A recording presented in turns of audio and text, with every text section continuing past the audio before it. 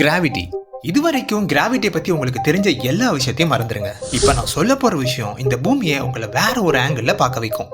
Isaac Newton ஒரு apple மரத்துக்கு அடியில படுத்திருக்கும் போது அந்த மரத்துல இருந்து ஒரு ஆப்பிள் கீழே விழுறத கவனிக்கிறாரு. பூமியோட ஃபோர்ஸால இந்த ஆப்பிள் ஈர்க்கப்பட்டு கீழே விழுந்ததா அவர் நினைச்சாரு. இதுதான் அவர் கிராவிடேஷனல் ஃபோர்ஸ்னு சொன்னாரு. நமக்கும் அப்படிதான் சொல்லி கொடுத்தாங்க. ஆனா நிஜத்துல கிராவிடேஷனல் ஃபோர்ஸ்னு ஒண்ணு கிடையவே கிடையாது. கிராவிடேஷனல் ஃபோர்ஸ்னு ஒண்ணு இல்லைன்னா இந்த ஆப்பிள் எப்படி கீழே விழுந்ததுன்னு யோசிக்கிறீங்க? வாங்க தெரிஞ்சுக்கலாம். இந்த சேனலை இப்போ தான் ஃபர்ஸ்ட் டைம் பார்க்குறீங்கன்னா சப்ஸ்கிரைப் பண்ணிக்கோங்க, அப்படியே அந்த பெல் ஐக்கானை அழுத்திக்கோங்க. கிராவிட்டின்னு ஒரு ஃபோர்ஸ் கிடையாது அண்ட் கிராவிடேஷனல் ஃபீல்ட்னு எதுவுமே கிடையாது. கிராவிட்டின்றது it's a kind of an இல்யூஷன்னு சொல்லலாம். ஒரு எக்ஸாம்பிளுக்கு நீங்கள் உங்கள் வீட்டு ரூஃப்ல இருந்து தவறி விழுற மாதிரி கற்பனை பண்ணிக்கோங்க. நீங்க விழுந்துகிட்டே இருக்கும்போது உங்க வெயிட்டை உணர மாட்டீங்க. நீங்க வெயிட்லெஸ்ஸா தான் இருப்பீங்க. நீங்க அப்படி விழுந்துகிட்டு இருக்கும்போது உங்க கையில இருந்து ஒரு பொருளை தவற விட்டீங்கன்னா உங்களை பொறுத்த வரையில அந்த பொருள் உங்க கூட ஸ்டேஷனரியா ஒரு யூனிஃபார்ம் மோஷன்ல டிராவல் பண்ணும். இந்த மாதிரியான ஒரு மோஷன் தான் டீப் ஸ்பேஸ்ல ஒரு ஸ்பேஸ் ஷிப்பை நிறுத்தி வச்சிருக்கும் போது நடக்குது. இந்த ஸ்பேஸ் ஷிப்ல உங்க ஃப்ரெண்ட் இருக்காருன்னு வச்சுக்கோங்க. இங்க அவரை சுத்தி இருக்கிற பொருட்கள் அவரை பொறுத்த வரைக்கும் ஸ்டேஷனரியா தான் இருக்கும். அண்ட் இங்க அவர் ஒரு பொருளை மூவ் பண்ணார்னா அந்த பொருள் ஒரு ஸ்ட்ரைட் லைன்லயும் ஒரு கான்ஸ்டன்ட் வெலாசிட்டிலயும் மூவ் ஆகும். அண்ட் இந்த இடத்துல அவர் ஒரு இனர்ஷியல் அப்சர்வரா இருக்காரு. இந்த இடத்துல எந்த ஆக்சலரேஷனும் இல்ல, எந்த கிராவிடேஷனல் ஃபீல்டும் இல்ல. இங்க அவரை பொறுத்தவரையில பிசிக்ஸ்ல இருக்கிற எல்லா லாஸும் இங்க அப்ளை ஆகும். சரி, இது ஒரு பக்கம் இருக்கட்டும். இப்போ நீங்க கீழே விழுந்துட்டு இருக்கீங்க, மறந்துடாதீங்க. இப்படி நீங்க கீழே விழும்போது பூமியை நோக்கி இழுக்கப்படுறீங்க, கரெக்டா? உங்க acceleration speed 9.8 metres per second ஸ்கொயர்ட்னு இன்க்ரீஸ் ஆயிட்டு இருக்கு. உங்க வேகம் இன்க்ரீஸ் ஆகி கடைசியா தரையில வந்து வேகமா மோதிடுறீங்க.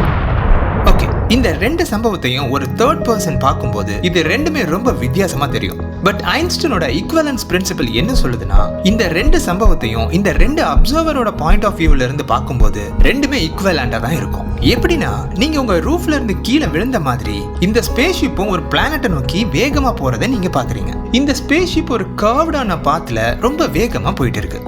இந்த ஸ்பேஸ் ஷிப் எவ்வளவு வேகமா போனாலும் உள்ள இருக்கிற உங்க ஃப்ரெண்டுக்கு எந்த கிராவிடேஷனல் ஃபீல்டும் இருக்காது அண்ட் எந்த ஆக்சலரேஷனும் ஃபீல் ஆகாது. இந்த ஸ்பேஸ் ஷிப் ஒரு பிளானட்டை நெருங்கும் போது இதோட வேகம் ரொம்பவே அதிகமாகுது. இப்பவும் உங்க ஃப்ரெண்ட் வெயிட்லெஸ்ஸா தான் ஃபீல் பண்றாரு. இங்க எந்த மாற்றமும் நடக்கல. இந்த ஸ்பேஸ் ஷிப்போட வேகம் இன்னும் அதிகமாகி இது போய் ஒரு பிளானட்ல மோதுற வரைக்கும் உங்க ஃப்ரெண்ட் ஒரு இனர்ஷியல் அப்சர்வரா தான் இருக்காரு. சரி, கிராவிடேஷனல் ஃபோர்ஸ் தான் எதுவும் இல்லைன்னு சொல்றீங்க, அப்புறம் எப்படி இந்த ஸ்பேஸ் ஷிப் கர்வ்டான பாத்ல டிராவல் பண்ணிச்சுன்னு கேக்குறீங்க? உங்க ஃப்ரெண்டை பொறுத்த வரைக்கும் அவர் அந்த பிளானட்டை நோக்கி ஒரு ஸ்ட்ரைட் லைன்ல தான் டிராவல் பண்ணாரு. அஃப்கோர்ஸ் அவர் ஸ்பேஸ் டைம்ல ஸ்ட்ரைட் லைன்ல டிராவல் பண்ணாரு. ஆனா இந்த மாதிரி பெரிய பிளானட்ஸை சுத்தி இருக்கிற ஸ்பேஸ் டைம் கர்வ்டா இருக்கிறதால நீங்க பார்க்கும்போது அவர் டிராவல் பண்ண டிஸ்டன்ஸ் கர்வ்டா தெரியுது. இது ஒன்றும் ஒரு அன்யூஷுவலான விஷயம் இல்லை. ஃபார் எக்ஸாம்பிள், ஏர்பிளைன் எடுத்துக்கோங்க. ஏர்பிளைன் ஒரு இடத்துல இருந்து இன்னொரு இடத்துக்கு போறதுக்கு முடிஞ்ச வரைக்கும் ஒரு ஸ்ட்ரைட்டான லைனை தான் சூஸ் பண்ணும். ஏர்பிளைன் இப்படி ஒரு ஸ்ட்ரைட்டான லைன்ல டிராவல் பண்ணாலும் எர்த்தோட சர்ஃபேஸ் கர்வ்டா இருக்கிறதால அது ஒரு கர்வ்டு பாத்துல தான் டிராவல் பண்ணுது. இருந்தாலும் நமக்கு அது ஸ்ட்ரைட்டா தான் தெரியும். சரி, இதை மட்டும் கொஞ்சம் கவனமா யோசிச்சு பாருங்க. நான் சொல்றது என்னன்னு உங்களுக்கு புரியும். இப்ப நீங்களும் உங்க ஃப்ரெண்டும் எர்த்தோட ஈக்குவேட்டர் லைன்ல இருக்கீங்க. ஆனா ஒரு 1000 கிலோமீட்டர் தள்ளி இருக்கீங்க. இப்ப ரெண்டு பேரும் நார்த் போல நோக்கி நடந்து போக ஆரம்பிச்சீங்கன்னா நீங்க நடந்து போக உங்க ரெண்டு பேருக்கு நடுவுல இருக்கிற டிஸ்டன்ஸ் கொஞ்சமா குறைஞ்சு நீங்க நார்த் போல ரீச் ஆகும்போது ரெண்டு பேரும் மோதிப்பீங்க. இங்க நீங்க ரெண்டு பேரும் ஒரு ஸ்ட்ரைட் லைன்ல தான் நடக்கிறீங்க. ஆனா ஒரு ஃபோர்ஸ் உங்க ரெண்டு பேரையும் ஒன்னு சேர்க்குது. இந்த ஃபோர்ஸை நீங்களும் ஃபீல் பண்ணல, உங்க ஃப்ரெண்டும் ஃபீல் பண்ணல.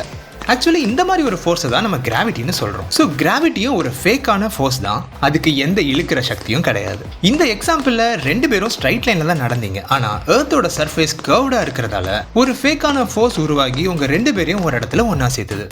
ஸ்பேஸை ஒரு ஃபேப்ரிக் மாதிரி கற்பனை பண்ணிக்கோங்க. நம்ம எர்த் இந்த ஃபேப்ரிக்ல மிதந்துகிட்டு இருக்கு. இந்த ஸ்பேஸ் ஃபேப்ரிக்கை தான் நம்ம ஸ்பேஸ் டைம்னு சொல்றோம்.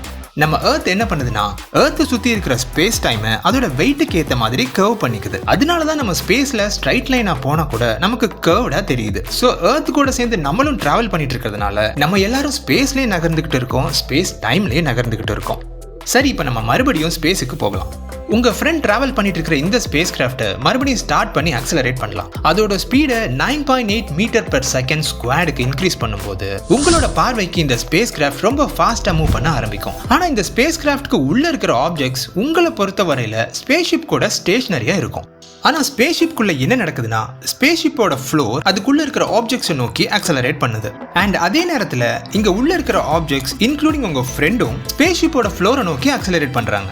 அதாவது உங்க ஃப்ரெண்டோட கால்கள் கடியில ஒரு ஃபோர்ஸ் அவரை மேல் நோக்கி தள்ளுது. அந்த சேம் ஃபோர்ஸ் தான் உங்களையும் என்னையும் இப்போ இந்த வீடியோ பார்த்துட்டு இருக்கும்போது உங்க சேர்லயோ உங்க பெட்லயோ உங்களை புஷ் பண்ணி வச்சிருக்குது. இப்போ ஸ்பேஸ் ஷிப்ல இருக்கிற இந்த சிச்சுவேஷனும் நம்ம பூமியில நார்மலா ரெஸ்ட்ல இருக்கும்போது இருக்கிற ஒரு சிச்சுவேஷனும் ஒண்ணுதான். சோ நம்ம எல்லாருமே பூமி கூட சேர்ந்து அக்சலரேட் பண்ணிட்டு இருக்கோம். சோ இங்க எந்த கிராவிட்டி நம்மள கீழே இழுக்கல, பூமி ஸ்பேஸ்ல அக்சலரேட் ஆகும்போது அது கூட சேர்ந்து நம்மளையும் மேல அக்சலரேட் பண்ணுது. சோ கிராவிட்டின்றது எந்த ஒரு ஃபோர்ஸும் கிடையாது.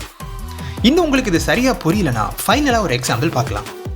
இதுதான் நீங்கன்னு வச்சுக்கோங்க. நார்மலா நியூட்டனோட பிசிக்ஸ் படி உங்க வெயிட் ஃபோர்ஸ் அதாவது கிராவிட்டி உங்களை கீழ் நோக்கி தள்ளுது.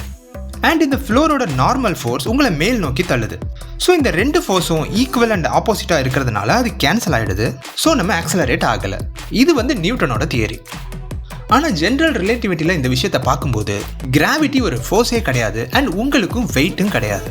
ஸோ இங்கே இருக்கிற ஒரே ஃபோர்ஸ் காலுக்கு கீழே இருக்கிற இந்த ஃப்ளோர் நம்மளை மேலே தள்ளுறது தான். ஸோ இந்த ஃபோர்ஸால் நம்ம எல்லாரும் மேல் நோக்கி ஆக்சலரேட் பண்ணப்படுறோம்.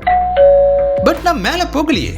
எது கூட கம்பேர் பண்ணும்போது இங்க இருக்கிற பொருட்கள், டேபிள், சேர், இந்த ஃப்ளோர் எல்லாமே தான். இங்க இருக்கிற பொருட்கள் எல்லாமே உங்க பார்வையில உங்க கூட டிராவல் பண்ணிட்டு இருக்கு. சோ இந்த ஆக்சலரேஷனை பத்தி நீங்க தெரிஞ்சுக்கணும்னா இன்னொருத்தர் இனர்ஷியல் ஃப்ரேம் ஆஃப் ரெஃபரன்ஸ்ல இருக்கணும்.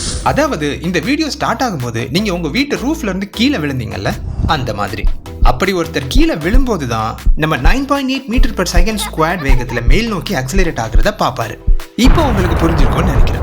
ஸோ கிராவிட்டி பற்றினா ஒரு பேசிக்கான ஐடியா உங்களுக்கு கண்டிப்பாக கிடைச்சிருக்கும். இது வரைக்கும் நீங்கள் கிராவிட்டியை பற்றி நினச்சதுக்கு இது ரொம்பவே ஆப்போசிட்டாகவும் இருந்திருக்கும். அண்ட் இந்த வீடியோட அடுத்த பாட்டில் கிராவிட்டியை பற்றியும் ஸ்பேஸ் டைம் பற்றியும் இன்னும் டீட்டெயிலாக தெரிஞ்சுக்கலாம். அப்புறம் கிராவிட்டி பற்றி உங்களோட சந்தேகங்கள், கேள்விகளை கீழே கமெண்ட்டை லீவ் பண்ண மறந்துடாதீங்க. ஸோ இந்த வீடியோ கண்டிப்பாக உங்களுக்கு பிடிச்சிருக்கும்னு நினைக்கிறேன். எப்பவும் சொல்கிற மாதிரி தான் லைக், ஷேர், கமெண்ட் எல்லாத்தையும் பண்ணிடுங்க. மறக்காம சப்ஸ்கிரைப் பண்ணிடுங்க. அப்படி இந்த பெல் பட்டனே அழுத்திக்கோங்க. அப்போ தான் இந்த வீடியோட செகண்ட் பார்ட் நோட்டிஃபிகேஷன் உங்களை சேரும். இன்னும் ஒரு இன்ட்ரெஸ்டிங்கான வீடியோவில் உங்களை எல்லாம் மீட் பண்ணுறேன். Until then, it's bye from Bino.